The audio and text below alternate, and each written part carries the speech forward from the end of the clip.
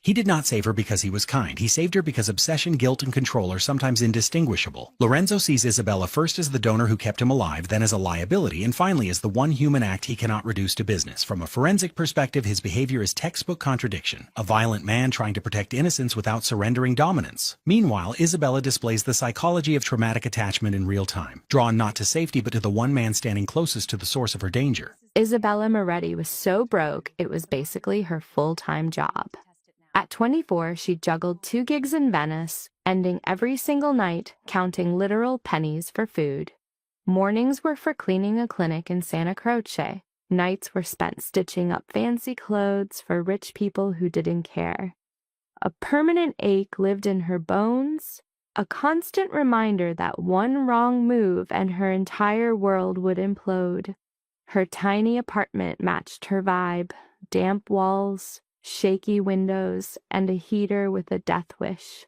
The only thing that made the dump feel like home was her dad. Giorgio Moretti used to be a big-shot artisan for Venice's rich and famous, but a stroke left him nearly blind. Now his pride was an acid, eating him up because Izzy was the one paying all the bills. They had this unspoken deal. He'd pretend to be fine with it, and she'd pretend she had everything under control. But this Thursday, the universe decided to kick them while they were down with a late paycheck and a pharmacist who wouldn't give them his meds on credit. So Izzy had to run back to the clinic, and what she walked into was straight-up chaos. Medics were wheeling a gurney with that laser focus people get when life is on the line. A nurse sprinted ahead while another yelled for plasma. And get this, 3 dudes in black suits were flanking the patient, looking less like family and more like a freaking hit squad. Izzy went full-on wallpaper, pressing herself against the wall as they rushed past. Her eyes locked on a gnarly crimson stain soaking the guy's sheets. An oxygen mask hid his face, but not his sharp jawline or the massive bruise on his temple. The guy on the stretcher looked to be in his late 30s, built like a tank even while bleeding out and wearing clothes that screamed money. He had the vibe of someone who was absolutely not used to being helpless. Just as they passed the blood draw station, his eyes snapped open, and that stare, it hit Izzy like a physical blow. Despite being half dead and in agony, his brain was firing on all cylinders. He did a cold, rapid scan of the whole scene, the hall, the rooms, his goons, the staff, before his eyes landed on her. It lasted a second, tops, but it was a stone-cold assessment, not a plea for help before he was gone. The whole crew vanished behind double doors, leaving behind the smell of hospital cleaner and gunpowder. Izzy was frozen, her heart hammering like a war drum. A sharp voice snapped her out of it, a nurse named Paula. Paula, who was usually cool as a cucumber, was freaking out while checking donor lists. "I need O negative," she barked into her phone. "Not tomorrow, now." Izzy's stomach clenched. Her own blood type was O negative. She'd signed up 2 years ago after a doctor said a blood shortage could be a death sentence. The words had been burned into her memory ever since. She'd registered thinking it was a way for a nobody to offer something priceless. Paula hung up and her eyes immediately found Izzy. After a beat of silence, the nurse closed the distance between them. A few quick questions confirmed Izzy was an O-negative donor. Izzy asked who the guy was. Paula's voice dropped to a whisper. "He collects the kind of enemies who don't mind starting a fight in a hospital." That was all she said. Izzy tried to back out, mentioning she was tired and hadn't eaten since 6 in the morning. "What if I can't do it?" Paula just stared at her. "By the time I track down another match, he might be out of time." On paper, it didn't matter who the guy was. Bleeding to death makes everyone equal, rich or poor. Still, something deep inside Izzy screamed, "No." It wasn't that she wanted him to croak.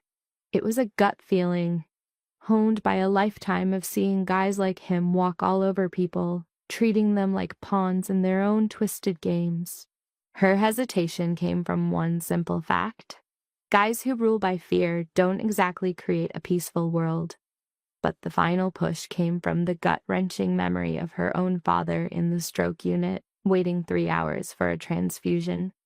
Remembering how she prayed for that stupid IV bag like it was a holy artifact just melted her resistance.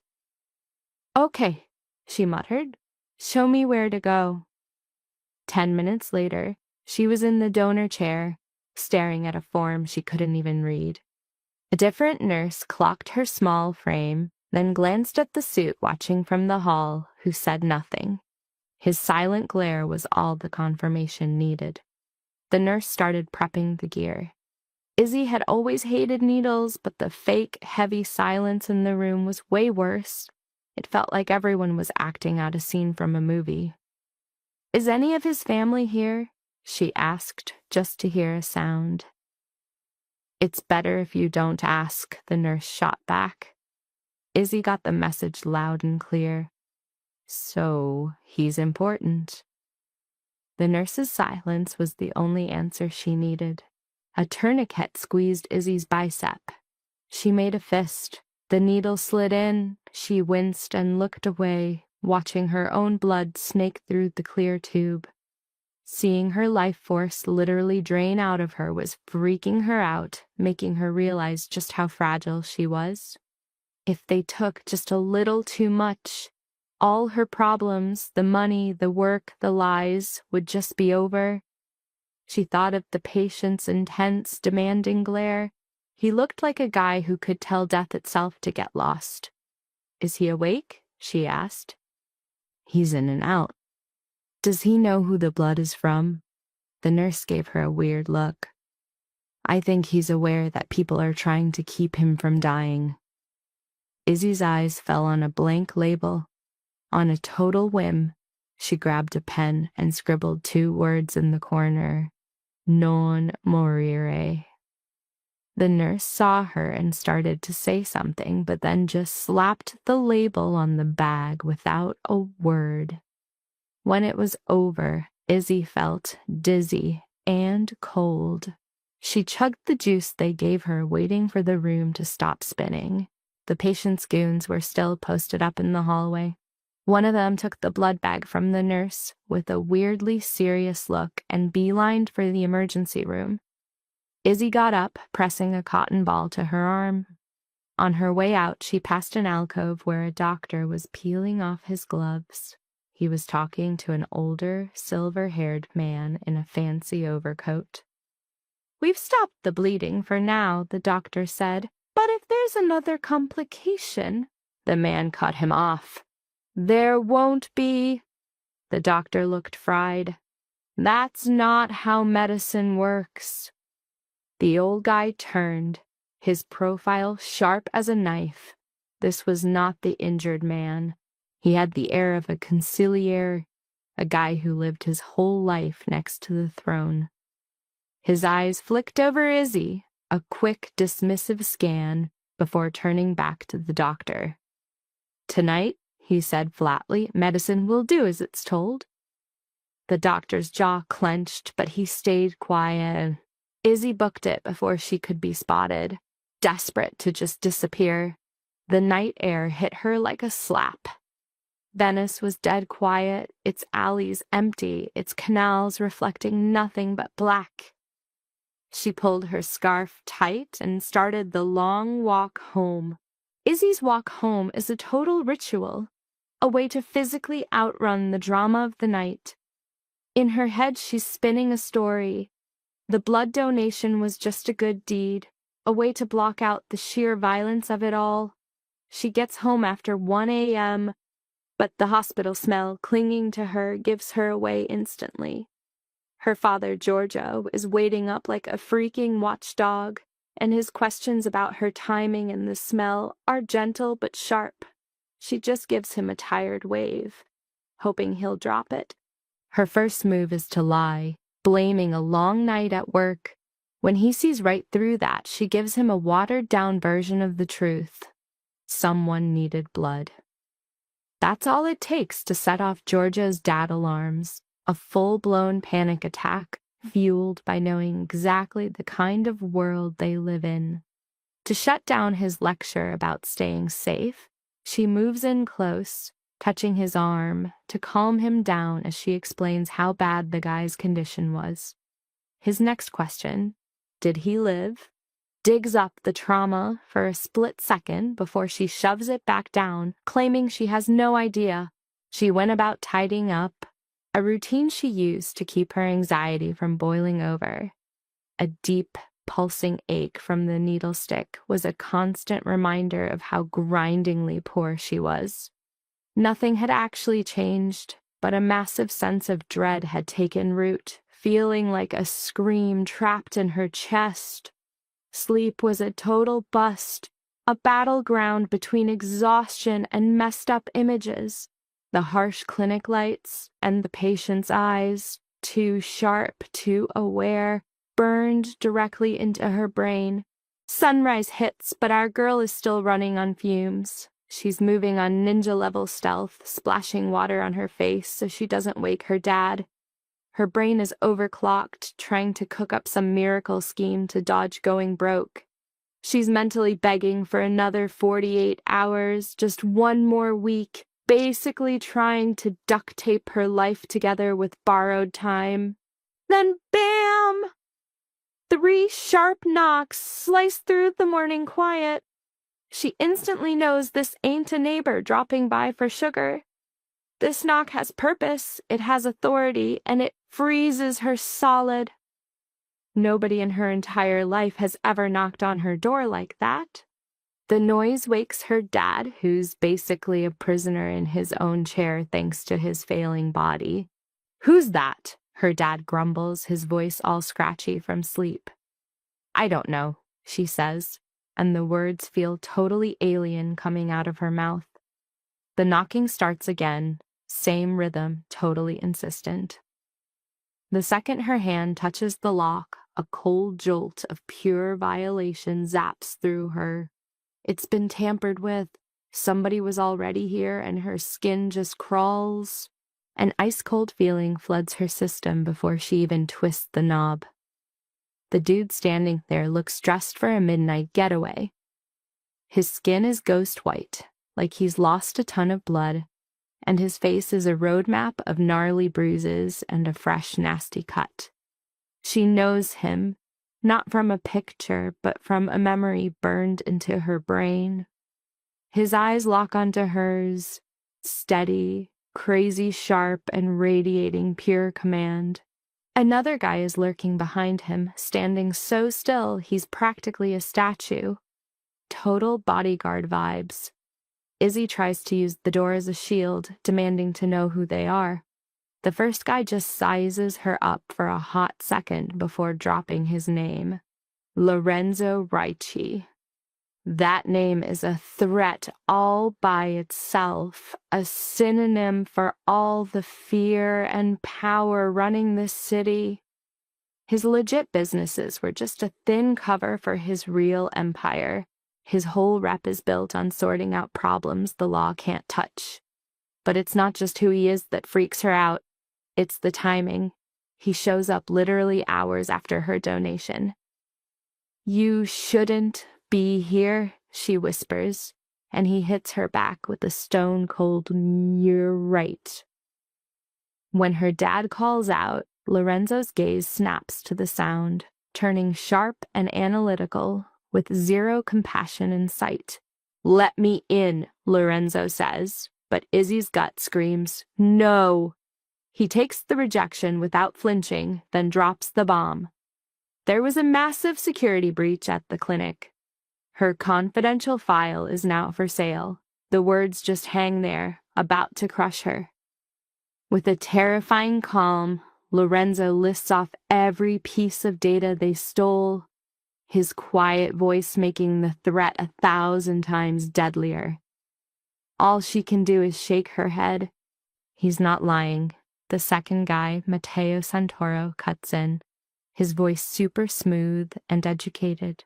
He holds up a piece of paper, a printout from the donor list. Seeing her entire existence laid out in cold, black and white text makes her stomach turn. When she asks who he is, Mateo just says, "Security," letting a ghost of a smile appear before killing it. A tiny wince from Lorenzo shows a crack in his armor. She sees right away his injury is bad, then calls him out on the lock. Lorenzo just owns it, telling her he got a locksmith at 6 a.m. with some bogus story about a fight with his girlfriend. The sheer nerve of this guy sends a spike of pure rage through her fear. He admits he trespassed, but says he was out of time. That's when her dad gets up, demanding to know who they are. Lorenzo puts up a hand to chill him out before introducing himself. He lays it out for her dad. No sugarcoating. His daughter's good deed saved him, and because of that, she's now a target. Absolute terror explodes across Georgia's face. In that exact moment, Izzy hears a new sound. Footsteps, multiple people coming up the stairs. Mateo confirms it. 3, maybe 4 hostiles. A cold dread clamps down as Lorenzo says she has to choose right now. The approaching footsteps make the air thick with tension. Lorenzo spells out the endgame like a twisted prophecy. The bad guys will either snatch her, grab her dad for leverage, or just wipe them both out to send a message. He deliberately doesn't say which is most likely, letting her own imagination fill in the gruesome details. Her brain starts to short-circuit.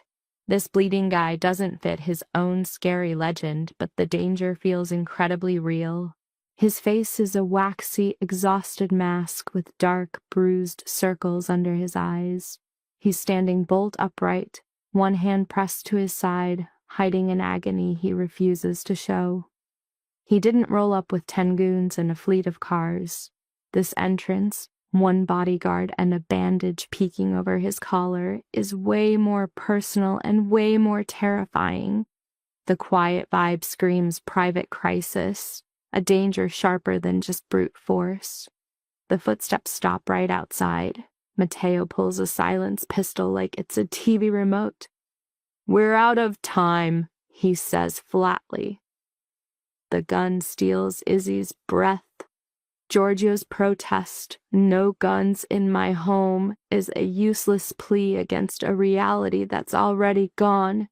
Lorenzo tilts his head, his eyes locked on her as he offers another way. "Then let's leave it." His words just fuel her defiance. "Leave?" she shoots back. "Go where?" "A secure apartment near Giudecca, for now. Then we figure out the next move." "You mean what you figure out?" His face gets hard. "No, I am trying very hard not to." That admission of his own self-control is scarier than any command. A faint scratching sound comes from the door, a tool feeling for the lock. Mateo snaps his gun towards the noise. Lorenzo's voice drops, low and intense. "Izzy." She meets his gaze. "When you help someone like me," he says, "you get the wrong kind of attention. Me being here is the only lead you have. It's the only advantage we have left." Another scratch, then dead silence. Behind her, Giorgio whispers, "Bella, you have to go." She whips around. "What?" His blind eyes seem to find her just by the sound of her breathing. "You think I'm a fool? Men who move like that are not here to talk. If he's right, you don't have a choice." Hot tears burn her eyes. "I'm not leaving you." "You're not leaving him," Lorenzo corrected. "You're bringing him." Izzy just freezes. Lorenzo nods to Mateo. "Get the old man's coat."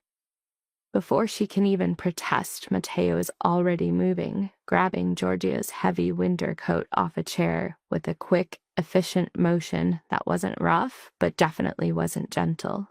It was the ice-cold competence of a dude who knows panic is a waste of energy. Izzy stood frozen in the doorway. Lorenzo's voice got even quieter. This is the last chance I have to be polite. A new sound echoes from the hall, sharp and final, the soft click of the new lock giving way. Her fear finally snuffed out her anger. She took a step back. Lorenzo came in, and in that single move, with her terrified dad behind her, killers at the door, and the most feared man in Venice, cashing in a blood debt she never meant to offer, Isabella Moretti knew her life was officially over. Her whole world flipped the second she cracked that door. The next few moments were a total blur, way too fast to process. Matteo silently threw the bolt behind Lorenzo, his eyes already sweeping the apartment, instantly spotting every tactical weakness. He clocked the kitchen window, the hallway, the back door leading to a tiny service balcony. The place was a death trap with no good way out. Izzy saw the conclusion on his face just before he said it. The front is a no-go, he said quietly. The balcony, Giorgio said. He was pale but steady, not asking stupid questions. He took the coat from Matteo, his hand fumbling for a second at the sleeve. Lorenzo noticed. Every little sound seemed to hit him differently. He'd only taken 3 steps, but the very air in the small room seemed to warp around his injured body, making the space feel smaller.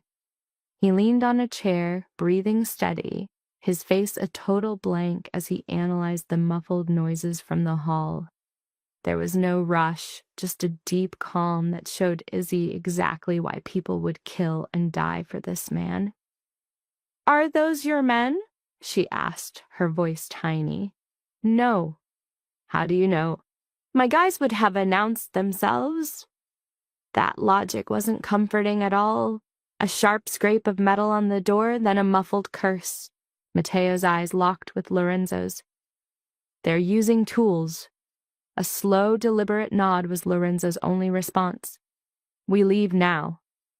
He started to move to help Giorgio, but the old man recoiled from his touch. "Don't touch me." Lorenzo immediately backed off. "As you wish." The fact that this absolute powerhouse of a man would back down so easily just confused Izzy even more. Matteo was already at the back door, eyeing the rusty metal staircase outside. "It should hold us," he reported. Probably. That word just hung in the air, and Izzy heard herself whisper it. Matteo shot her a sharp glance. "There's no time for guarantees." The assault on the front door got louder. Giorgio's hand found her wrist. "Go first," he begged. "No, Bella." With the tension at its breaking point, Lorenzo's voice sliced through the room. "You're going second," he ordered, his calm tone making it 10 times creepier. "Matteo, then your father, you're last." Izzy's eyes went wide. "And you?" "I'll cover our escape." "Bro, you can barely even stand." He locked eyes with her, and the sheer force of his will finally steamrolled her objections. "I can stand long enough." A massive crack from the front door shattered her last bit of defiance. Matteo threw open the balcony door, and a blast of cold, damp canal air rushed in. He stepped out, testing the stairs before holding a hand out to Giorgio. For once the old man swallowed his pride and took it. Matteo carefully guided the old-timer, his hand clamped firmly under the man's elbow. Izzy was right behind them, her heart hammering against her ribs like a drum solo. Down below, the canal was just a black slash of water cut through stone. A lone boat was waiting. Up above, old laundry lines sagged like ghostly traps, twisting in the wind. What used to be a simple view was now a place where people vanished. Behind them, a splintering explosion meant the apartment door was history. A voice yelled. Lorenzo appeared, slamming the balcony door and ramming the bolt home with his good hand. That bolt was a joke, a desperate move to buy them a few seconds tops. He followed her, moving slower than Matteo, but just as deliberately, one hand gripping the rail, the other clamped over his wound. Where the canal got wider, some generic workboat was idling, its chipped white paint screaming anonymity, the kind of boat used to drop off laundry or vegetables. At the helm, a guy in a beanie was smoking, looking like someone who hadn't been surprised since the 90s. He looked Lorenzo up and down. "You've got the look of a man who's already dead." "Not quite," Lorenzo shot back. The boatman nodded at Giorgio. "He's coming too. Get on." Matteo got Giorgio settled under the canvas tarp. Izzy scrambled in after, her legs shaking as she hugged a bag to her chest. Lorenzo was the last one on, and as he hauled himself over the side, Izzy saw it, a flash of pure, unadulterated agony, his jaw clenching so hard his face went white. The mask of control snapped back in a heartbeat, but she'd seen the mortal man under all that iron. The engine coughed to life at the exact second shouts erupted from the alley. Izzy dove under the tarp on pure instinct. They chugged through the water with the boring, ignorable rhythm of a delivery boat while Matteo stood guard, his eyes glued to the churning water behind them.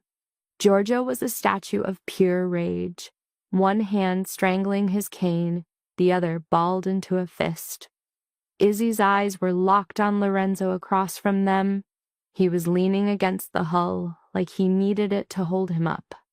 Up close, the wound looked even worse. His skin was gray, a layer of sweat slicked his neck, and a fresh, dark patch was blooming on his shirt. He felt her staring. "Say it," she flinched. "What?"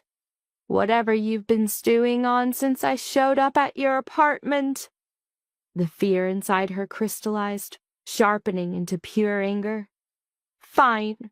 You had no right to crash into my life, to terrify my father, and to throw us out of our own home like we're criminals." "No," he shot back, his composure rock solid. "I had a responsibility." "To who?" "To the woman who kept me from dying on a hospital floor." Izzy's mouth set in a grim line. "That was anonymous. I gave blood to a total stranger." His eyes stayed pinned to hers. "I'm aware." "Then stop acting like I signed up for some kind of blood debt in your psycho world." "I'm aware of that, too." A laugh of pure, unhinged frustration almost burst out of her. "Are you?" "Because it looks like your world just swallowed mine whole." Before he could answer, Giorgio cut in. "Who are they?" Lorenzo turned his unnerving gaze to the old man. "I don't know yet." From the front of the boat, Matteo spoke without turning. That's his way of saying he knows enough to be seriously freaked out. Isabella watched them, a knot of pure dread tightening in her stomach. "That's not exactly reassuring," she said. Matteo's reply was blunt. "It's not supposed to be." Lorenzo then faced Giorgio, his voice low as he laid out the ugly facts of their situation. The hospital attack was a test, he said, just to confirm he was alive. Once they knew, they simply bought the list of blood donors. "Hospitals sell private info like that?" Isabella asked, completely floored. Lorenzo clarified, "Records get made, and anything that's made can be bought." When she pushed him for a reason, his answer was chilling. In his world, everything and everyone was a tool to be used. As her father started to argue, Lorenzo shut him down, his voice quiet but final. "That is exactly why you are on this boat." His statement hung in the air, strangling any more arguments. As the boat cut through canals, Isabella felt trapped in a waking nightmare, her eyes scanning every shadow, her whole body tensed for an attack that never came. The city drifted by, a monument of total indifference. Tourists laughed on bridges, vendors sold flowers, a different reality, completely clueless to the fact that hers had just been torched. The peaceful beauty of it all just made her terror feel deeper and more isolating. After what felt like an eternity but was only 20 minutes, the boat slid toward a crumbling building on Judica, chosen, she realized, because it was born to be ignored. The building looked abandoned, its plaster peeling and its green shutters busted.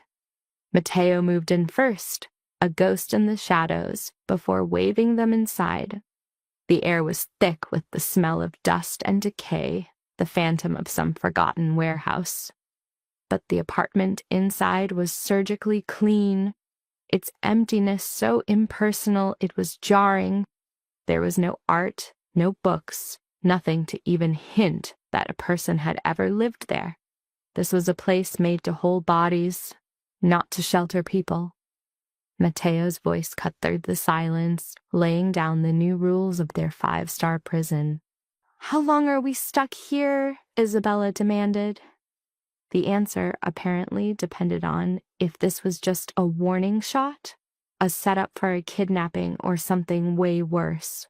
Lorenzo's face was a tight mask of pain he was barely hiding, a performance of self-control that was its own kind of threat. Both she and Mateo saw how weak he was. When Mateo suggested checking the wound, Lorenzo deflected, turning to Giorgio and making small comforts dependent on the old man taking his medicine. Giorgio's refusal was one last useless act of defiance. Mateo sighed. "I'm telling you, don't make this impossible." Giving up on the pointless struggle, Giorgio went silent and told Isabella to just listen. Once he was gone, she got in Lorenzo's face, demanding the real, unfiltered story. A ghost of a smile, cold and totally humorless, touched his lips. "I've already given you the truth." She knew it was a lie, or at least a version of the truth built to keep her in line. A tiny flicker in Mateo's expression confirmed it, earning him a death stare from Lorenzo. Then, to kill the conversation for good, Lorenzo pulled out a folded paper, a brand new weapon in this psychological war. It was the donor list, filled with photos and handwritten notes. Lorenzo laid it all out with a terrifying lack of emotion. An inside source at the hospital sold 3 names. Her name was on the page. She stared at the paper. 3. The other 2, he explained, were just decoys, thrown out there to see which target the enemy would hit. They hit her. A bone-deep coldness started to spread through her. When she asked why, Lorenzo paused, letting the weight of the moment sink in before dropping the final, soul-crushing piece of the puzzle. "Because they learned that I had asked for your name." The fact he had singled her out was somehow way more terrifying than the faceless enemy. "You asked," she whispered. "I did." Her next question, "Why?"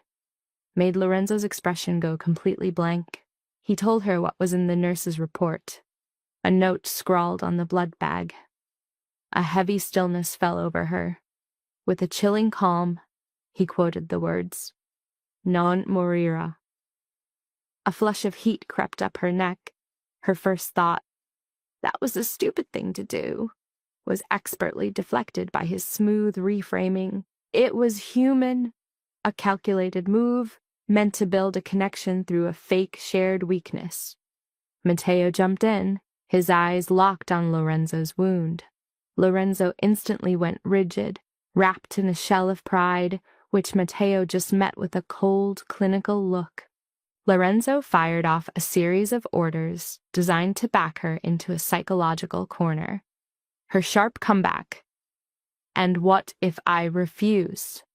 was met with his absolute certainty, "You will not." He then pointed to the mark on her arm, weaving her personal sacrifice into the fabric of their crisis. turning her fear into some kind of twisted duty. Before she could even process the manipulation, his composure shattered for a microsecond. It was a blink and you'll miss it glimpse of human weakness that, if Matteo hadn't been there with a steadying hand, she might have missed completely. Matteo gave him a hand, but Lorenzo shot him a look that could kill. Not from the pain, but from the pure shame of being seen as weak. Isabella was totally frozen. The whole myth of Lorenzo, the untouchable titan, just shattered right in front of her. The fact that he actually bled for her was a bigger shock than any threat. Her fear started twisting from straight-up terror into some messed-up sense of debt. For the next hour, things were tense. Matteo was all business on secure lines, while Giorgio just stood there, watching everything. Isabella was just zoning out at the kitchen counter when Lorenzo staggered back in, clearly wrecked from his injury. She heard herself actually suggest a hospital, a classic case of catching feelings for her kidnapper. He immediately flipped it, turning safety into a threat. The hospital is where the danger is coming from. Her normal logic got steamrolled by his dark rule. It makes the doctors themselves assets for the enemy. And just like that, he became the only person she could trust. Then his body finally gave out and he collapsed into a chair. She didn't see him crashing into the chair as a moment of weakness, but as the end of his little performance. A quick look from Matteo said it was time to level up the story and spill some real tea. Isabella braced herself, totally done with his mind games. Lorenzo hit her with this heavy, exhausted stare, the ultimate burdened king act, a power move way stronger than just yelling. He finally started his story. 3 nights ago, one of his company's refrigerated trucks just disappeared. The truck's official manifest said it was carrying medical supplies, a lie she spotted a mile away. Right on cue, Matteo slid a file packed with shipping records and blurry photos across the table. Lorenzo admitted he first thought it was just a random hijacking, but the details screamed this was a pro job. The truck was secretly rerouted, its cargo swapped out, then put back into circulation with perfect forgeries. The ice-cold precision of the whole operation started to sink in. Her question, "So they used one of your trucks?" was simple, but Lorenzo hit her with a huge correction. "One of my legitimate trucks." That's the language of a guy who keeps his crimes neatly organized. His flat statement, for me, wasn't an apology. It was the core of his entire worldview. The cargo he listed, fake blood thinners and black market freezers, painted a picture of a dirty system he had totally mastered. This conspiracy was everywhere, with hooks in shipping, supplies, and even the damn hospitals. She finally gave the nightmare a name: fake medicine. Lorenzo didn't just agree, he threw stolen blood into the nightmare fuel. Her line, "People die from that," made Giorgio physically flinch, but Lorenzo was just a cold, quiet yes. Her guess, "and you found out," got a slight tweak. "I found enough to become a target. This dude is a survivor, not a superhero." The syndicate was also raiding donor registries, basically playing the stock market with rare blood types. She was totally disgusted, but Matteo just hit her with cold, hard business facts. Scarcity drives up the price. Izzy pointed out they were trading human lives like stock, and Lorenzo confirmed that in their world, that's exactly right. This was the moment her brain officially broke, where some abstract evil became terrifyingly real. That file slamming shut was the sound of her innocence getting wrecked. "My donation threw me right into this mess," she stated. "You were drafted," he corrected, trying to spin her reality in her blame. That changes nothing, she shot back. It changes your degree of guilt. Izzy let out a sharp breath. Don't do that. His look was pure calculation. Do what? Talk to me like you can erase a crime with one perfect, smooth sentence. For a split second, his mask slipped, and he almost looked impressed. I'm not trying to win you over. No, she fired back, her voice rising. You busted into my home, ripped me from my life, and terrified my father. Now you're saying my own blood signed me up for a crime syndicate. That sounds exactly like a man trying to control the emotions in this room. Matteo looked to the ceiling, praying for an exit. Lorenzo, however, was a stone wall, just giving a slow, deliberate nod. A fair assessment, he admitted. His calm agreement totally killed her momentum. Before she could recover, he went on. Control is my brand. An apology would be fake. I am giving you the truth because a lie would make you run or fight. I can survive either one. I'm not sure you can. The threat was delivered with the chilling logic of a spreadsheet. Izzy's eyes went back to the file. A photo was clipped to the back. As she slid it out, she went rigid. It showed a loading dock, 2 guys moving crates. A busted corner on a box showed smaller cases inside, each stamped with a gold crest. And then it hit her, a crowned lion. Her heart started hammering. What is it? Matteo asked. Izzy's hand clenched the photo. I've seen this symbol. Lorenzo's focus narrowed to a pinpoint.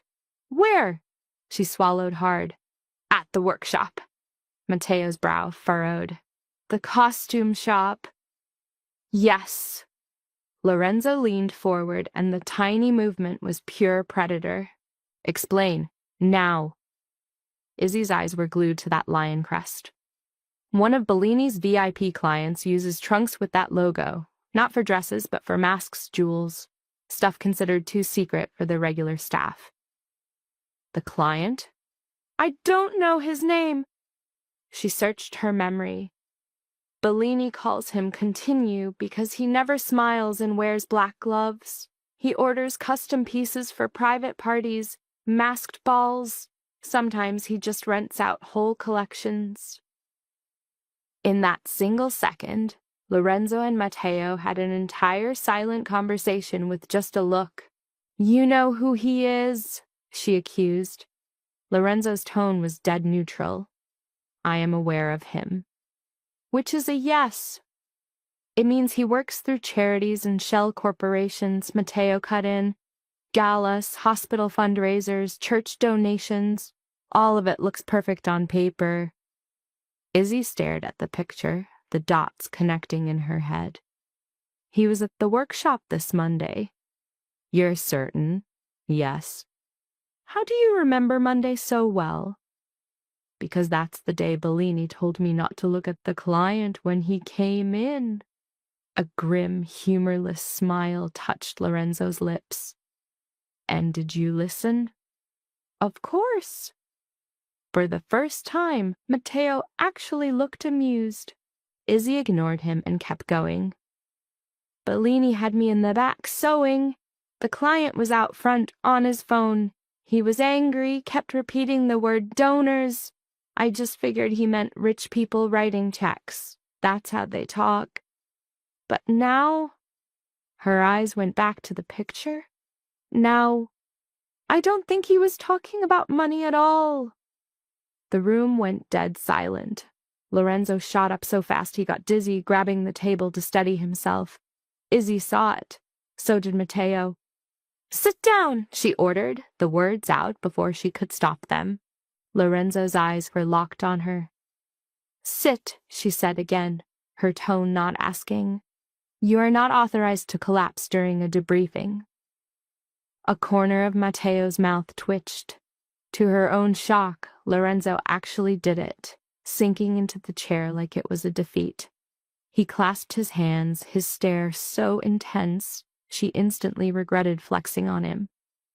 Monday, he commanded, his voice low. recount everything. And she did. The trunk, the crest, her boss's panic, the gloved client, and the phrase that was now pure nightmare fuel, "Keep the clean list separate from the public list."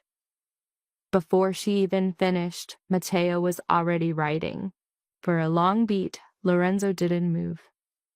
"That," he said finally, "is the first real lead we've had since the shooting." Izzy was floored. "Because of me?" "'Cause you were paying attention when anyone else would have looked away." She broke his intense stare. From the other room, Giorgio's cane tapped once. "Bella," he called out, his voice weak but firm. "If your work is tied to these people, you cannot go back there." "I know. And if his enemies have this address, this apartment is burned." She knew that too, but hearing him say it made it heavier. Lorenzo stood slower this time. "You will not go back there alone." "That sounds like an order." "It is." She was ready with a comeback, but the buzz from Matteo's secure phone cut her off.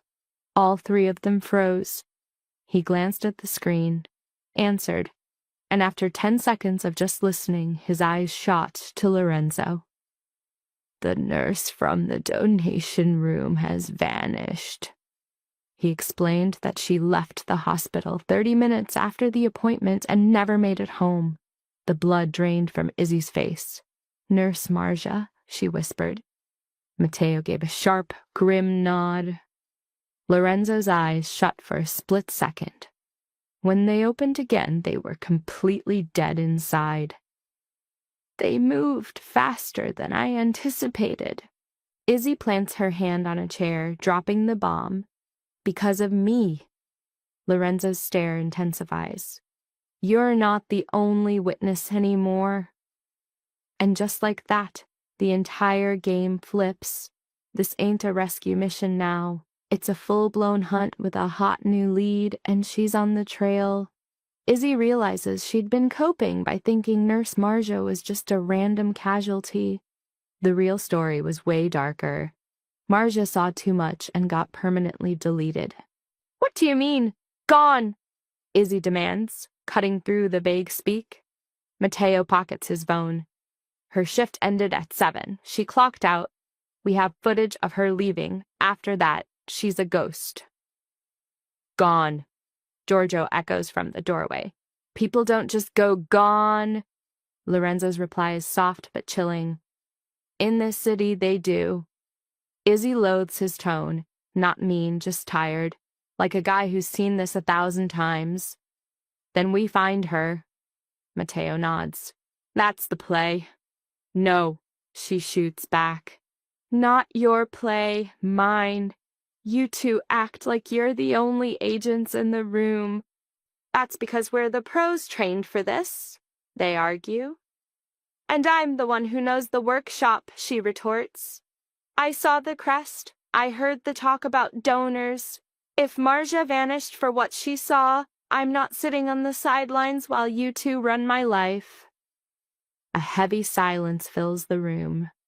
Matteo looks to Lorenzo, who's still locked on her. He doesn't even raise his voice. "You want to help?" "Yes." "Then get one thing straight. Helping isn't about winning. It's not about being brave. Heck, it's not even always about being useful." "Sometimes," Izzy fires back, her gaze solid, "helping means listening when your gut screams to move." "And sometimes," she adds, "listening is just a pretty word for obeying." A strange look crosses his face before he gives a single, slow nod. "Yeah, sometimes it is." In their messed-up world, that raw honesty builds trust. Matteo brings them back to the mission, dropping a folder. Bellini opens at 10. VIPs arrive after 12. If our guy is involved, the shop is a perfect front. Rich people, shady billing, and deliveries no one ever questions. Izzy's workplace suddenly reassembles in her mind. The locked back room, the secret fittings, the cases she couldn't touch. All the fancy details now look like straight-up evidence. Matteo's theory is that Bellini is just a pawn whose shop is being used. Giorgio steps in, all protective dad mode. My daughter isn't going back there. Matteo confirms that's a no-go, but then Lorenzo's jaw clenches. No. The word is final. When Izzy protests, he shuts her down, saying the shop has confirmed hostile territory. It's not her call anymore. She hits them with cold logic. Take me off the board and you lose your only stealthy way in. Lorenzo is torn. He knows she's right, but hates the risk. Your cover means nothing if they've made you, he counters. Only if Bellini knows, she says, dodging the obvious follow-up. Before they're stuck, Matteo suggests a new angle. Bellini trusts you. Call him fake being sick. Then claim you left something to see if you can get access after hours. Izzy knows her boss's triggers. He freaks if anyone bothers him after 6 o'clock. If a VIP is there, he'll block me. Him saying no is information, Matteo points out. Lorenzo shifts, hiding the pain in his side, and gives the order. Make the call. Right now? Izzy's question hangs heavy in the air. Now. She pulls out her phone but stops, looking at Matteo. You told me not to use this. He slides a small signal blocking case to her. Put it inside. She does, dialing Bellini from memory. He answers on the 4th ring, his voice already dripping with annoyance. Isabella, it's almost 10. You're late. I'm not coming into work this morning. A beat of pure disbelief hits the line. Bellini stammers, You're not what? I'm sick.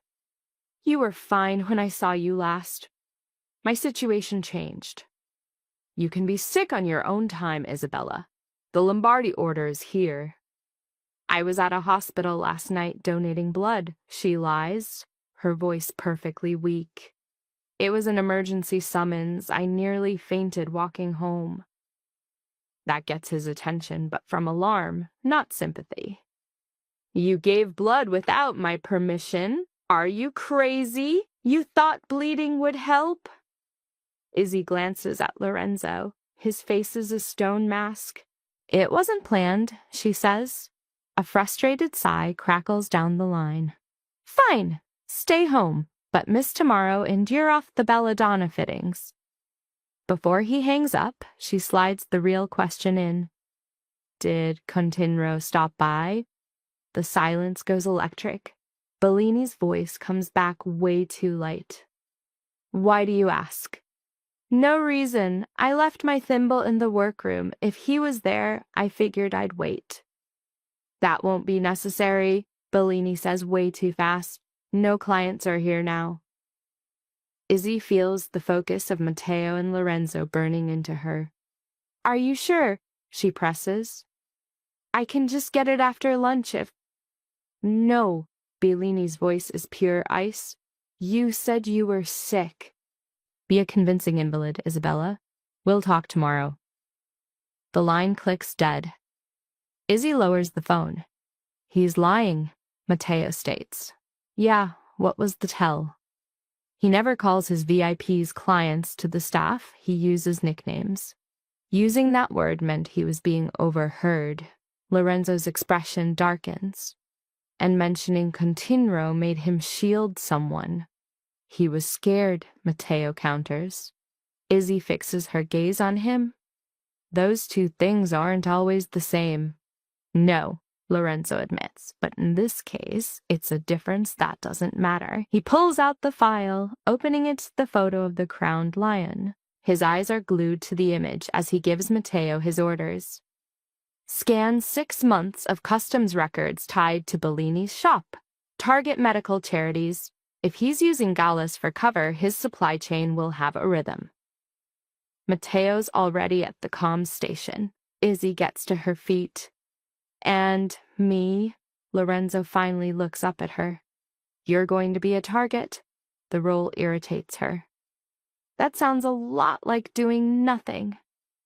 It means you answer when Bellini calls. You text back in character. and you report any new memory to me the second it surfaces. And if I put you on the ground, you move on my word and my word only. You have a massive need for control. A hint of a smile plays on his lips. It's almost a clinical condition. Before she can fire back, Matteo calls out, "There's more." He walks back in with his tablet. The screen shows a still of Nurse Marga in a service hall. She looks tense but not afraid. And then a detail clicks for Izzy, and a cold dread washes over her. Marga is holding the sleeve of a silver gown with a hand-stitched cuff. It's Bellini's work. "No," Izzy whispers. Matteo looks from the screen to her face. "You know it? That gown's from the Belladonna collection. I finished that exact cuff yesterday." The life drains from her voice. "So she was meeting someone from the shop." "Or an associate," Lorenzo corrects. Izzy stares at the image. But why does Marga have it? Giorgio offers an angle they all missed. "Because it was given to her." They all turn to him. "You powerful people see conspiracies everywhere. Sometimes it's simple, a gift, a sign, a silent message for her next move." Izzy looks again and he's right. It's not just a dress. It's a guidepost. "They're leading her," she says, the thought becoming words. Lorenzo's focus on her is absolute. To where? Her mind kicks into high gear, memory finally winning against the dread. She sees dresses, appointment books, manifests, and Bellini bitching about a client wanting a secret show on a private dock. "The San Pietro warehouse," she announces. Matteo's head snaps up. "What is that?" "An old warehouse near the church docks. Bellini used it for hush-hush fittings. No sign, just a side door and a dock right on the canal." Matteo gets it instantly. Perfect spot to meet a nurse off the books. Lorenzo shot up so fast his chair screeched. This time the pain was all over his face. His hand shot to his side, his cool cracking for just a second before the mask slammed back down.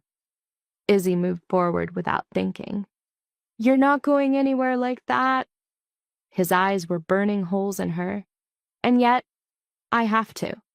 "No." The word was way more intense than she meant it to be. Something in his eyes flickered. Not kindness, recognition.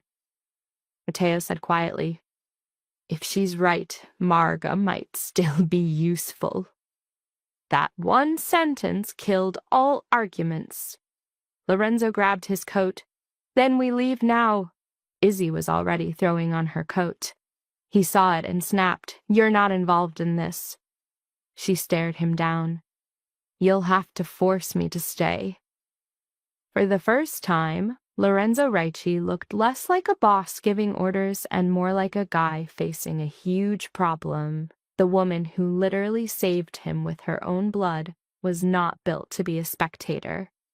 This was gonna get messy. Their whole fight lasted less than 60 seconds. They didn't have time for more. "You are not coming," Lorenzo repeated, grabbing the gun Matteo put down. Izzy finished with her coat. "Then shoot me now, because it's the only way." Matteo let out a low whistle of pure respect. Lorenzo turned to face her dead on. "You think being stubborn is your best move?" "Nope," she shot back. "My memory is, I know Bellini's whole routine. I know that building. I can tell a business meeting from a hostage swap. You two are walking straight into a trap made of stuff I get and you don't." He looked like he was about to shut her down again. Then Georgia's voice cut through from his chair. "Take her with you." They all whipped around. The old man's chin was up, his blind eyes aimed at Lorenzo. "I don't like you, I might never. But if my daughter stays here while her mind is out there, I'll have to listen to her pace like a caged animal." "She's more useful there than helpless here, trapped by her own head," Giorgio declared. Wow, Dad of the Year, Matteo muttered. It's practical, was the sharp answer. After a long, hard stare, Lorenzo gave Izzy a sharp, final nod. You stay between us. An order from either of us is law. If I say down, you hit the deck. If Matteo says run, you're already gone. Izzy's fingers snuck toward a drawer with Giorgio's paring knife, a little act of rebellion. Matteo caught the move with a tired sigh.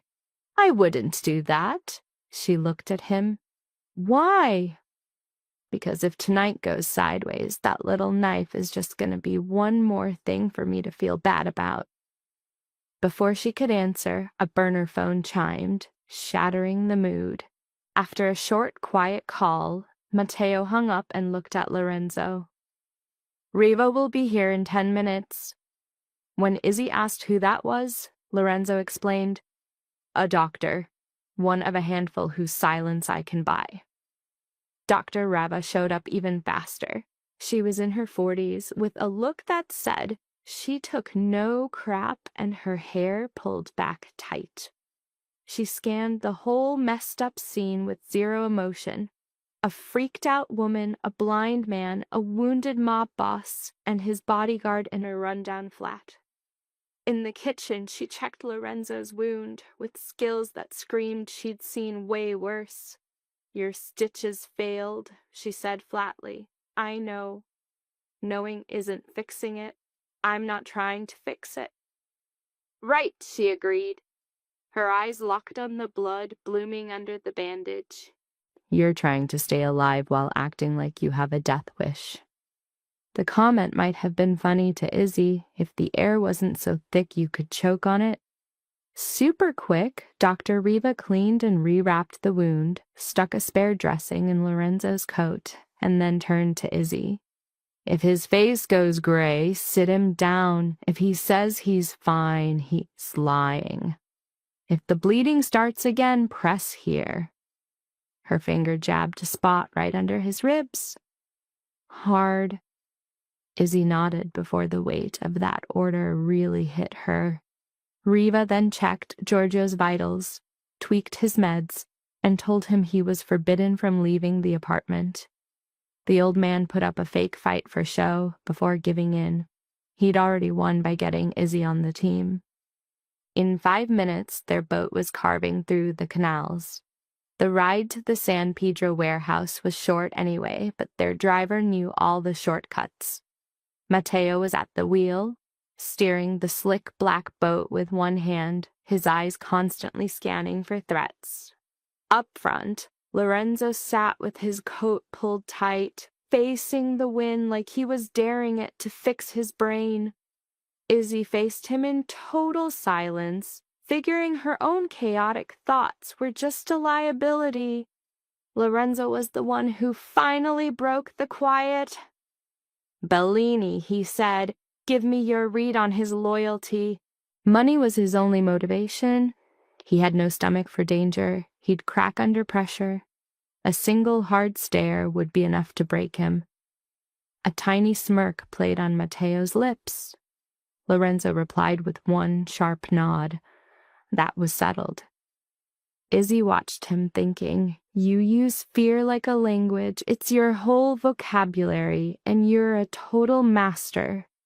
His eyes, exhausted and dark but freakishly steady, met hers. It was my first language. She was the first to look away. As their boat docked behind the warehouses, the city's morning buzz had started.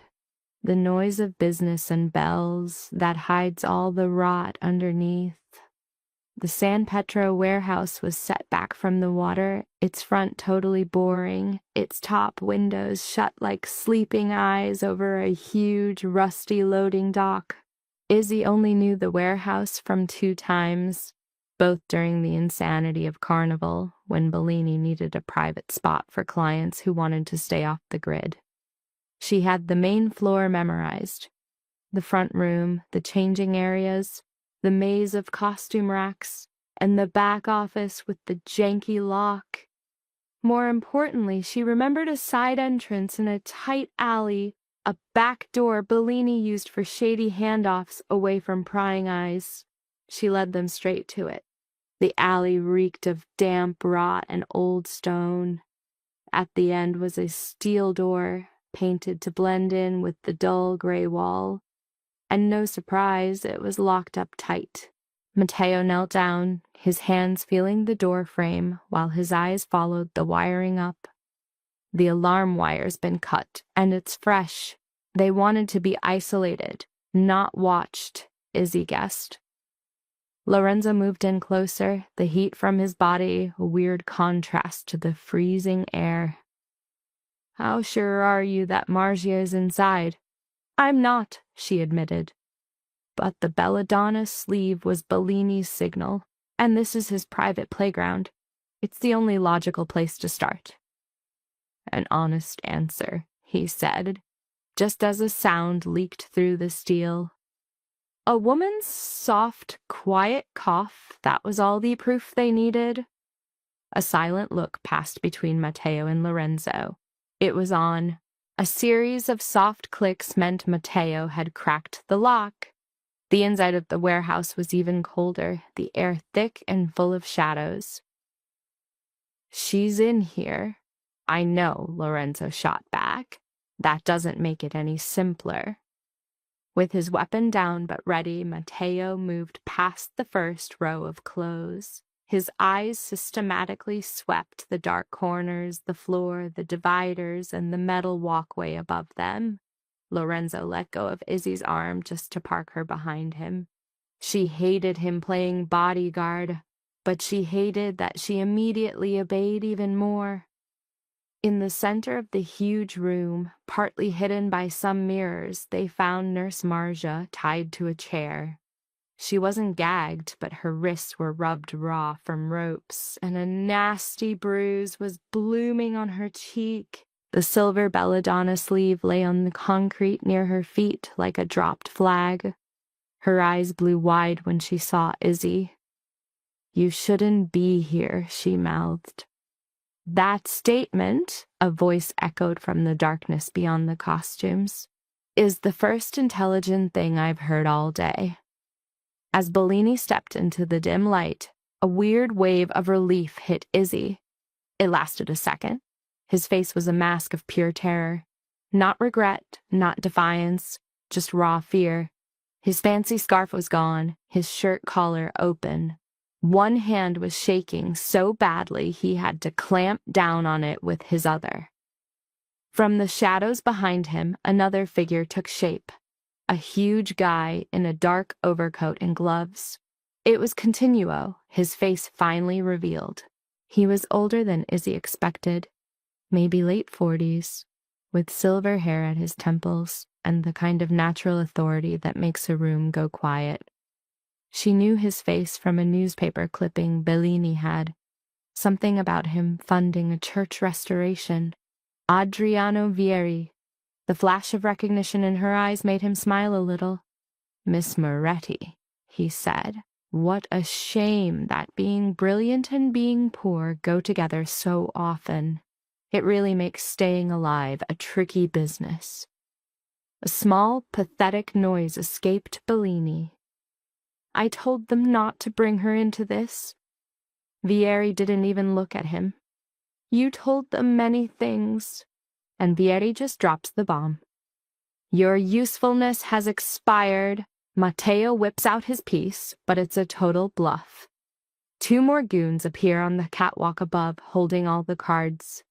It's a trap. Izzy clocks it instantly, but Lorenzo doesn't even flinch. "You've gotten real theatrical, Adriano." Vieri's smirk just gets wider. "And you, Enzo, grew a conscience." "Oh, he used the name. That's a straight-up weapon." "Enzo is what you call this guy if you love him or if you want to twist the knife." Vieri points to Marzia. "Your nurse saw too much. Your donor remembered inconvenient things. And that's why we're here, wasting a perfectly good day in this dump." Lorenzo's voice is flat ice. "You were skimming off hospital supplies." Vieri just shrugs it off. Supplies, donor funds, side deals. The rich get one thing the poor don't. Existence is for sale. I just created the marketplace. Izzy felt sick to her stomach. You were selling blood? I sold access, he corrected, smooth as silk. To matches, to tissue types, to coordinates, to the top of the wait list. You wouldn't believe what people pay for a dying heir or a secret celebrity procedure. Bellini makes a noise that's half begging, half denial. I just rented him the warehouse. I didn't know about the rest. All the friendliness drains from Vieri's face. You knew enough to cook the books. Lorenzo's voice drops to a whisper. You tried to kill me over some invoices. No, Vieri says softly, delivering the ultimate plot twist. I tried to kill you because you started asking where the real donor list was kept. Dead silence.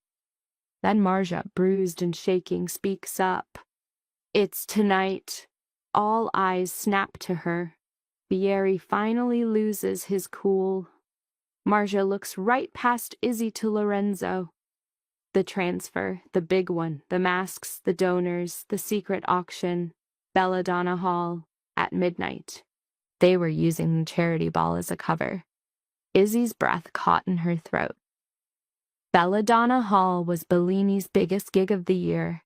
A secret masquerade for the city's elite, all for a good cause. Masks required. No names. It was the perfect setup for some seriously shady business.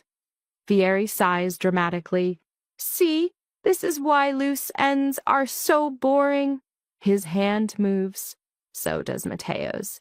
The first gunshot shatters a mirror and the warehouse erupts into pure chaos. Matteo opens fire on the catwalk.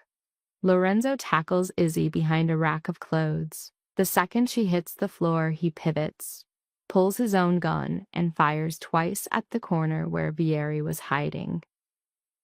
Marja's scream rips through the air. Bellini hits the deck as his whole world explodes.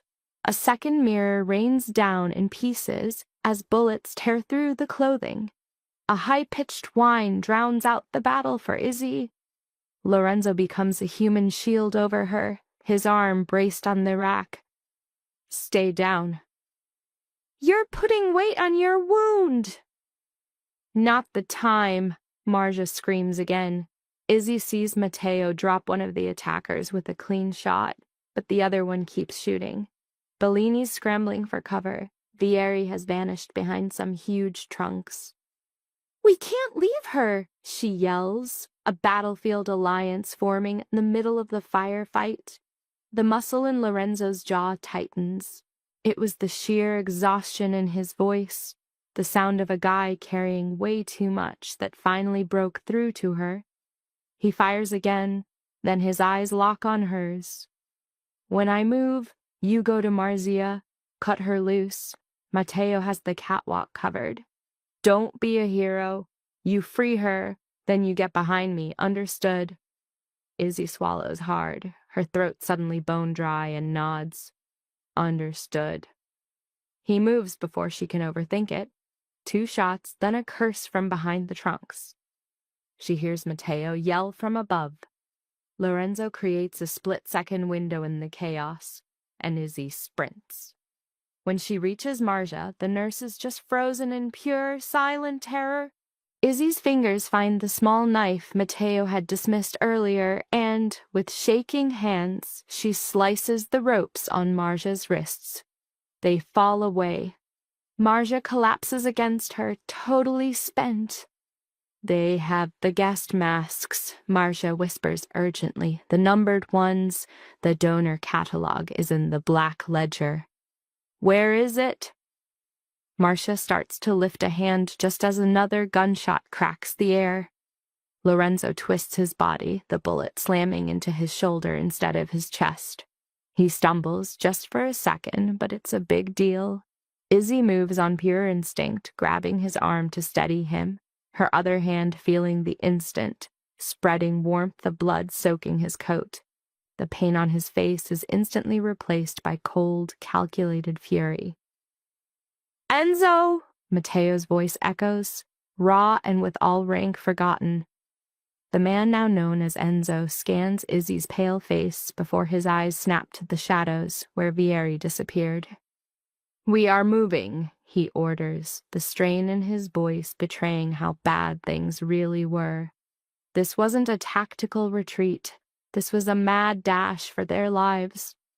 As Matteo lays down cover fire, Izzy helps Marzia. Lorenzo moves on his own, but the growing red stain on his shoulder tells the real story. Bellini just follows them, a blubbering mess of apologies. Fear had boiled his world down to one thing: follow the guys with the guns.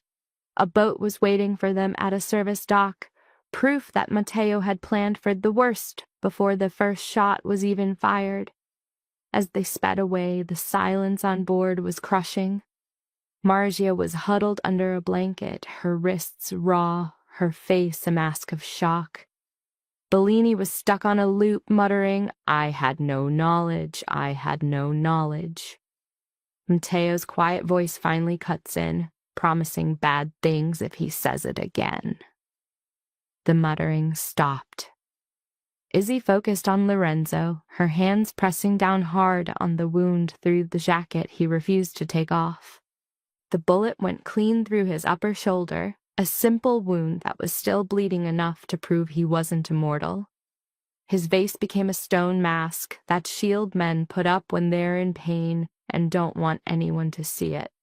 "Keep pressure on it," he ordered.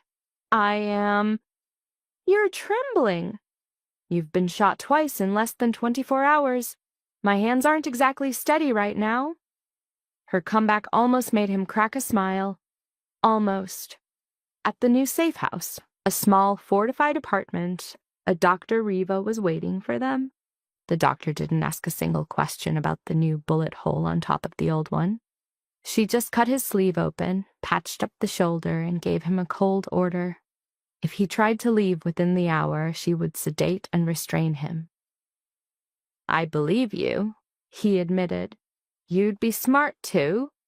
Izzy watched Marcia sipping a sugary tea while Bellini sweated in a corner. Matteo started unpacking their bag like a detective, laying out its contents. A set of keys, burner phones, receipts, 2 access passes for Belladonna Hall, and a brass coin with a lion on it. The ledger, though, was gone. Vieri had escaped, and he had the evidence. That ugly truth hung in the air until Marcia's voice cut through the tension. "The ledger isn't the only version." Every single person in the room snapped their head toward her. She took a shaky breath. "Not a physical copy, a data transfer. Tonight's donor list is encoded inside the numbered masks for the hall." Izzy was completely lost. "What is that supposed to mean?" Marcia held her gaze. "The gala uses special custom masks every year, right? Fitted, numbered, cataloged. The rich love all that drama. This year, Vieri built a whole second system on top of that one. Woven into the lining of certain masks are number sequences. They look like inventory codes, but they're really identifiers linked to the donor files." A choked sound came from Bellini. "Oh my God." Matteo's focus sharpened to a razor's edge. "And the black ledger is the key to decode it." Marcia confirmed the masks held encrypted data. "The book translates it into names, blood types, medical histories, locations, emergency contacts, the entire profile." Izzy's summary was grim. "You're saying they turned a charity ball into a marketplace for human donors." The accusation just hung there. Lorenzo, stuck on the couch by Dr. Riva's orders, just watched Marcia with a terrifying stillness. "How in the world do you know this?" Marga could barely speak. "Because some lab tech got wasted and started bragging. Said the rich played God in public while shopping for life in private. I blew him off as a loudmouth jerk. Then I saw the list. The night they brought you in, I watched them pull the clean donor file hours before anything even went down. That's when I knew. Dr. Riva, done with Lorenzo's bandages, stood up.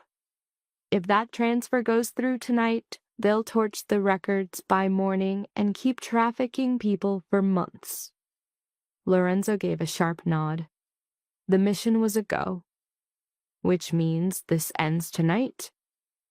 Izzy saw his plan and shut it down flat. No, she said. He totally ignored her, talking straight to Matteo.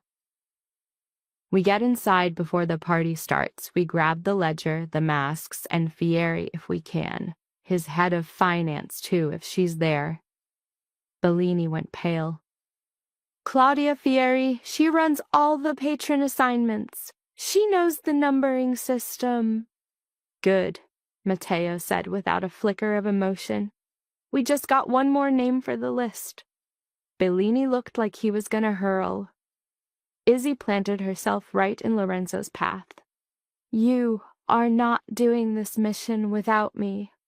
Lorenzo's jaw went rigid. Wrong.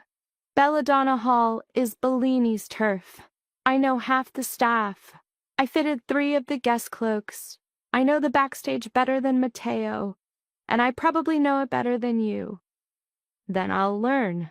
You'll bleed out in their polished marble and ruin the whole party. Her comeback was like a gunshot. That's not the same thing. A ghost of a smile touched Matteo's lips. Lorenzo pushed himself to his feet, ignoring Dr. Reva's death glare. The movement was pure agony. Listen to me very carefully, Isabella. Her full name was a weapon he used, either to push her miles away or to signal a coming storm. You were hunted from your home, turned into a chess piece, shot at, and dragged into this mess because you helped me. I am not walking you into Belladonna Hall if there is any other choice. She held his gaze, refusing to back down. There is no other choice. A thick silence filled the room as Dr. Reva packed her gear and quietly bailed on the argument. Lorenzo's stare seemed to erase everything around them. His voice, when he finally spoke, was dangerously low. At the hospital, he started. When they told me I had a donor, I asked who it was. I needed to know why I was still alive, and then Marga handed me the bag. A hot flush crept up Izzy's neck. No more, he said, his voice turning gentle. She swallowed hard. That was a stupid thing to do. No. His eyes were locked on hers. It's the first kindness she's felt in forever. A pressure that swells in her chest before he speaks again. This is why I knocked on your door, he says. Not because I owed you something, I came because I knew someone with enough soul to write that for a total stranger would be eaten alive by my world if I didn't get to them first. The room becomes incredibly still. Even Matteo is watching, his guard down. Izzy's reply is barely a whisper. You didn't even know me. I still barely know you. That's not exactly a comforting thought. A faint, tired smile touched his mouth. No. Her eyes fell, landing on the proof of his world. A fresh bandage at his shoulder and another one hidden under his shirt. The perfect wall of his composure started to fracture, letting the pain show through. Her words were a power move. You don't decide what risks I take anymore. This defiance rocked him, not making him weak, but making him pause. This was a man staring down the fact that his power meant nothing against a truth he couldn't bully. You think this is about my ego, he shot back. And is there no truth to that? His reply was instant. This is about fallout. To walk into Belladonna Hall with me is to burn what's left of your old life to the ground. A dry, empty laugh escaped her. That life was already ashes by dawn.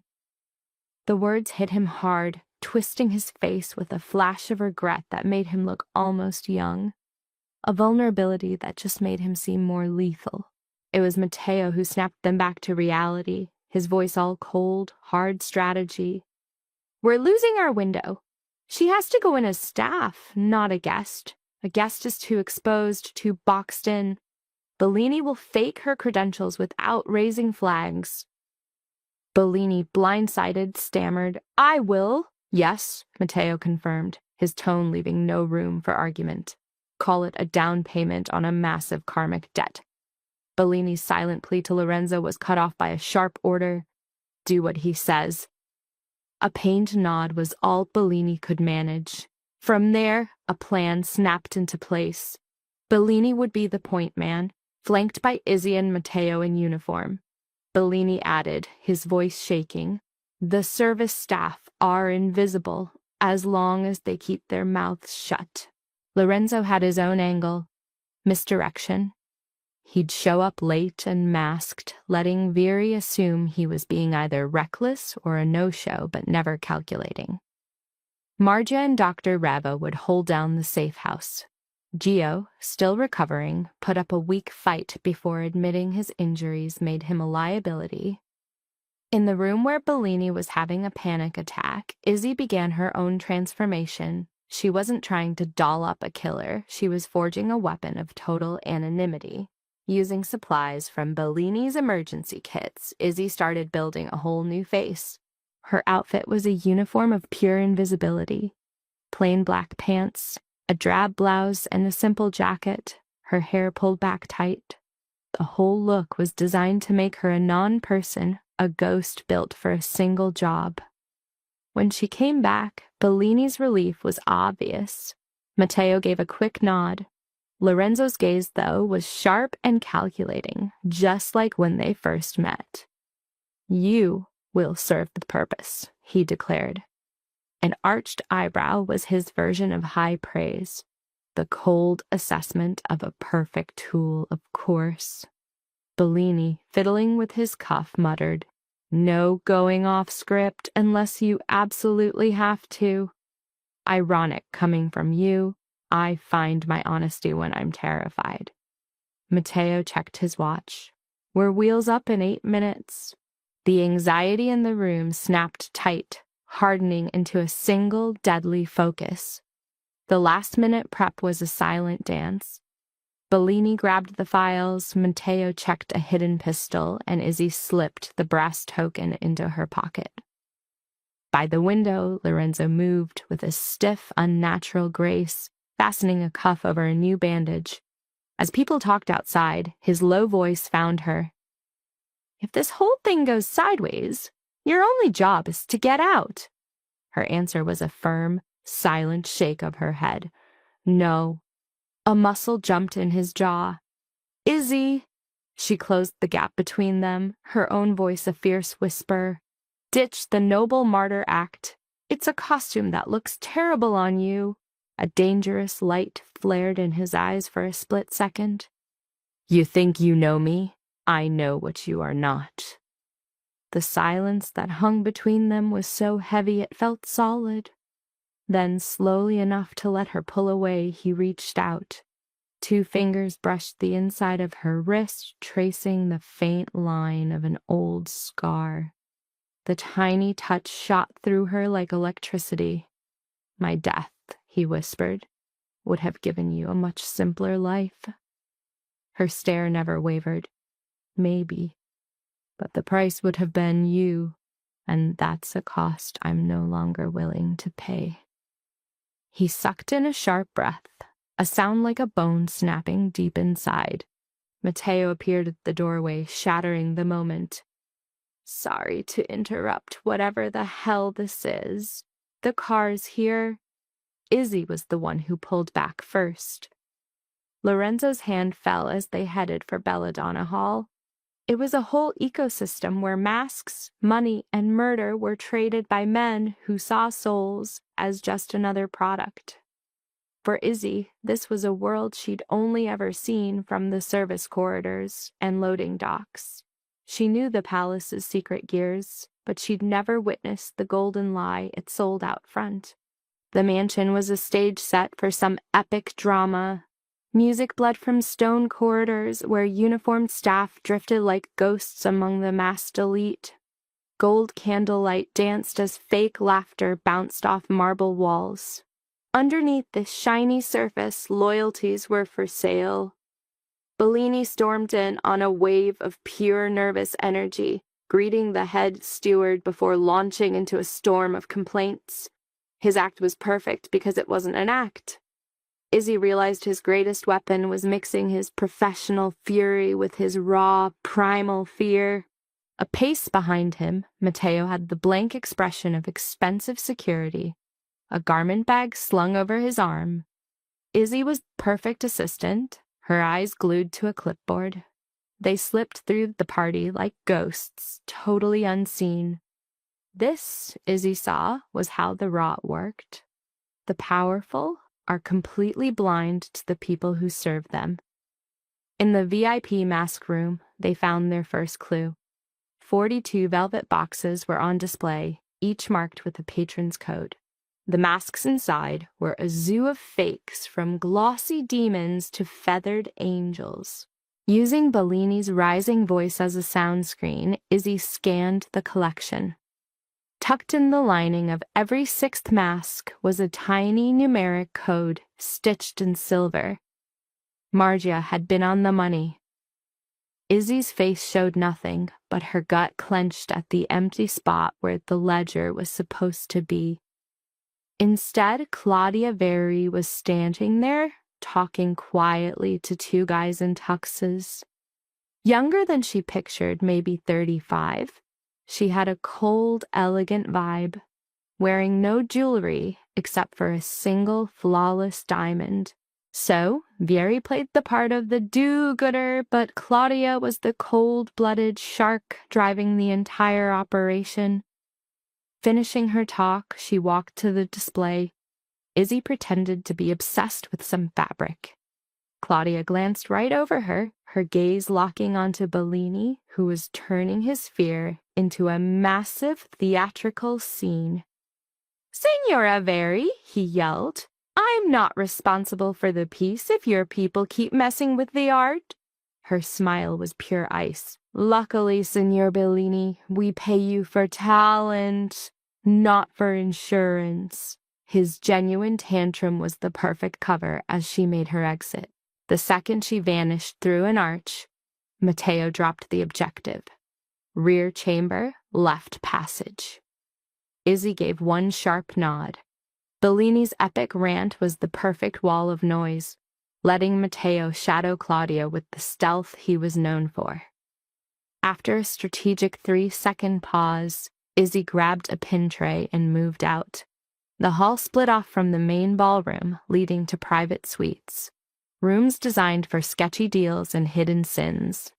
A single guard in a tux stood watch in front of a polished black door.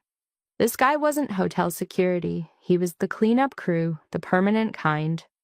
Matteo went in first, claiming he had adjustments for patron 27, and got waved in with a quick look. 10 seconds ticked by. Izzy came next, muttering about a request from Signora Veri for some new clasps.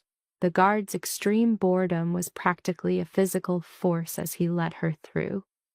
Inside, beauty was just a mask for total corruption.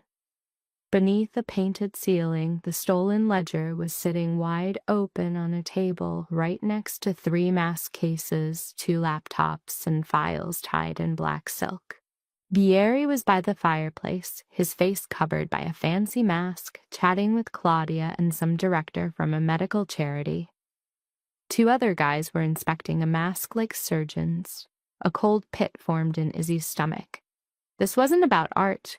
It was about business. Claudia's eyes landed on her first. "What is that?" Izzy held up the tray. "Replacement hooks, Signora. You asked for them 10 minutes ago. I got here as fast as I could." Claudia's glare intensified. "Who sent you?" Before Izzy could spit out a fake name, a different voice cut in. "I did. It was Lorenzo." He stepped out from another door, wearing a dark coat and a plain black mask, moving like he owned the entire building.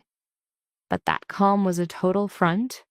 His every move was calculated, his body too rigid. Though it was covered, Izzy could sense the fresh bandage straining under his shirt. Vieri turned around. "Enzo," he said, his voice dripping with fake friendliness. "I was wondering if you'd bring the hammer or the scalpel. Of course you'd bring one disguised as the other." Lorenzo slowly pulled off his gloves. "You sold hospital data, you sold patient files." Vieri just waved it off. "I simply created a new market. This city was for sale way before I showed up." The foundation director started to look nervous. Claudia went completely still. "You shouldn't have come here while you're injured." Lorenzo's eyes never left Vieri. "And you shouldn't mistake a wound for a weakness?" What happened next was a war on two levels. On the surface, it was all words. Vieri talking about clients, Lorenzo demanding names, Claudia hiding behind professionalism, the director trying to become part of the wallpaper. But underneath all that, another war was about to explode, one of pure, brutal violence. Matteo blocked the exit, a silent guardian.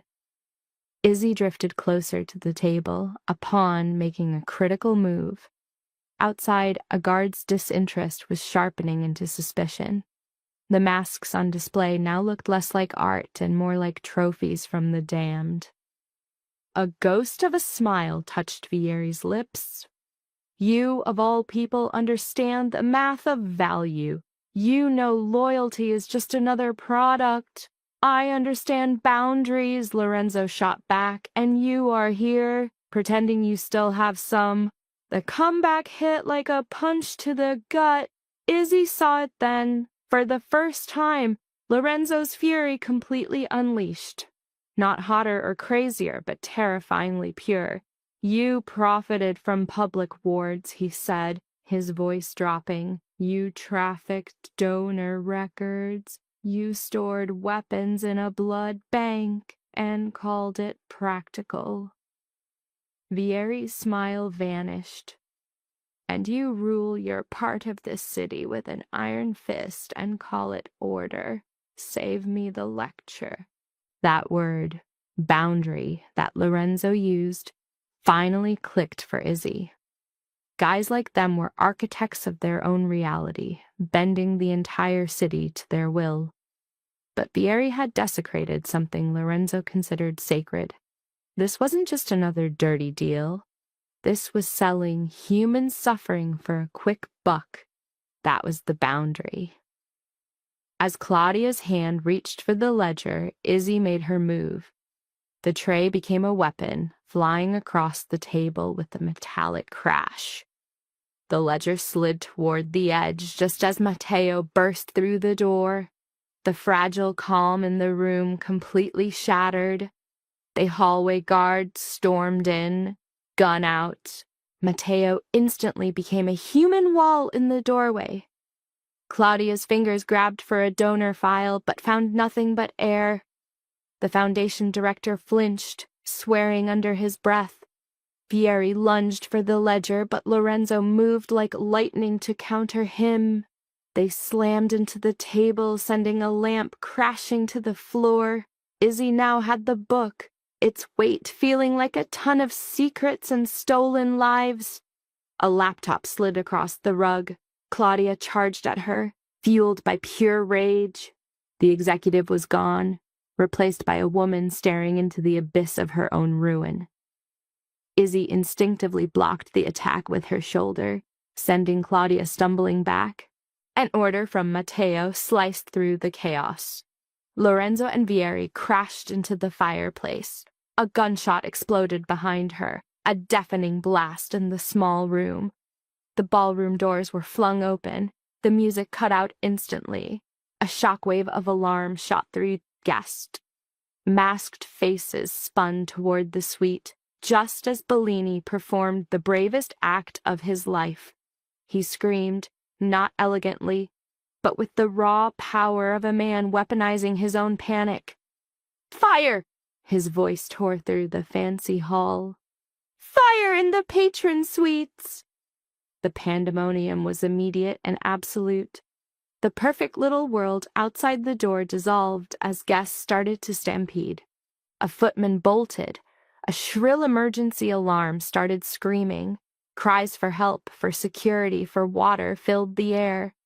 In that single moment, a secret war became a public circus. The one thing Vieri's power couldn't control. Knowing this, Claudia lunged again, not for Izzy, but for the collection of expensive masks. In a split second, Izzy took a huge gamble. She tore the lining from one and flung the silver-threaded band out into the hallway. It flashed in the chandelier's light, a glittering piece of proof for the hysterical crowd. She did it 2 more times. Their coded crimes were now on full display for the world. "What are you doing?" Claudia shrieked, her voice cracking with panic. "I'm ending your deniability," Izzy shot back. Matteo had already taken down the director and the guard. Bellini's warning was still echoing down the now crowded corridor. By the fireplace, Lorenzo and Vieri were tangled in a raw, ugly fight. This wasn't a duel for control, but a savage need to completely destroy each other. Vieri's fingers clawed for a dropped gun. Izzy saw it. "Enzo!" Her voice cut through his rage. Lorenzo spun, slamming Vieri's wrist against the stone hearth. The gun went off, firing into the floor. Matteo crossed the room in 2 strides, kicking the weapon out of sight. The fight was over, not pretty, but definitely final. In less than a minute, the situation had spun completely out of control. Police flooded the hall as guests yelled about smoke and an assault. Claudia, now restrained, was babbling some story about files for a charity crisis. The director was silent, his face white as a sheet. Vieri, his calm, thin mask over a split lip, said nothing as Lorenzo stood over him. The ledger lay between them, an open confession. When an officer yelled, asking who was in charge, 5 different voices, including Bellini's, all answered at the same time. 2 hours later, the Venetian sky was shifting from black to a dark, early morning purple. Routine statements were being taken. Lawyers had magically appeared. Names too big to be ignored were already spreading through the city's grapevine.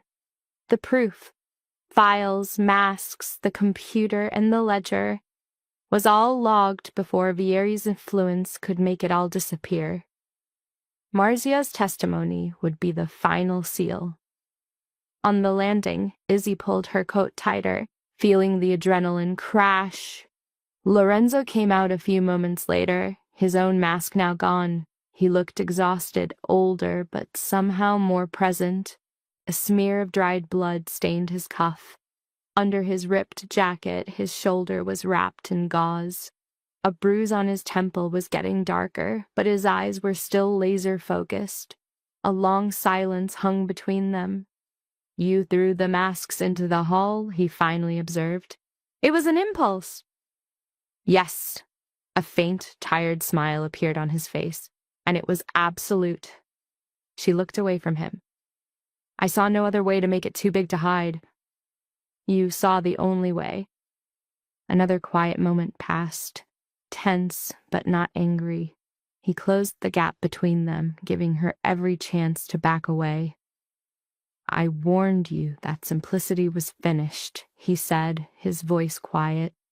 "It is." She hit him with the facts. "I came here so your world wouldn't swallow me whole." And locked eyes. It didn't. He had to give it to her, his voice low. "No, you wouldn't let it." A wave of pure respect, not obligation, washed over her. "So what's the play?" she demanded. His rundown was a checklist of devastation. "Vieri's contained. Claudia will fold or fall. Bellini's a state asset. Marcia is safe. Your dad gets ghosted by Dawn." "And you?" she shot back. He hesitated. Me. A flicker of something crossed his face. You decide if I make my exit now. This was it. The moment the monster was supposed to show its teeth, but he just didn't. Instead, he just stood there, busted up, deadly, and letting her call the shots. She ran the tape back, the hospital, the gore, the warehouse, the book, and it clicked. Lorenzo Reacci's ultimate flex wasn't the control he took, but the power he was willing to give up. I don't think you're allowed to just walk away, she said, calling his bluff. That tired smile came back. No. He closed the last bit of space between them. Isabella. She corrected him, voice low but solid. Izzy. His eyes held a promise that she knew was a lie, but it was a lie she'd always want. Izzy. If I stay, there are no strings, no debts, no favors, no gratitude. She swallowed hard. And you stop picking my battles for me. He agreed without a word, and a sound escaped her that just broke all the tension. He moved in, slow motion, testing the waters of her new power, and she met him with pure stillness. He took her silence as a green light, and their connection wasn't an act of claiming her, but a raw confirmation that they had made it out alive. Their entire world just got flipped upside down. Later, the Venice scenery was a beautiful lie, hiding the chaos. Our girl, Isabella Moretti, who was already a target because of her status, started her day expecting the usual kind of trouble. What she got instead was a trial by fire, brutal trauma, and a mind-blowing reveal about the one guy whose plan to protect her had backfired spectacularly. Her life didn't get blown up by some obvious attack.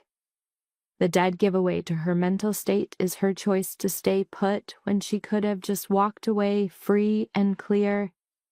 This so-called choice is a classic sign of traumatic bonding, where her brain basically rewrote a terrifying ordeal and turned it into some kind of twisted love story.